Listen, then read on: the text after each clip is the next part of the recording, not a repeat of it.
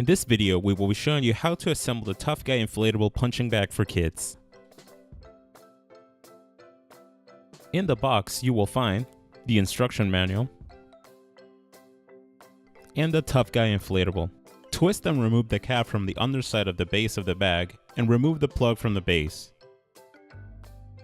Pour water into the base until the base bag is completely full.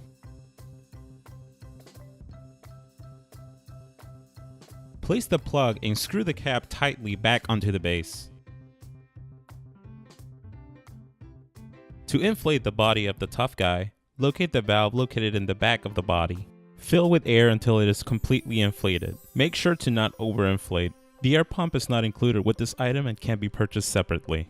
The base of the Tough Guy must also be inflated. Open the valve and fill with air as needed. Thank you for watching this how-to video. For more information and help on this product, click on the link below.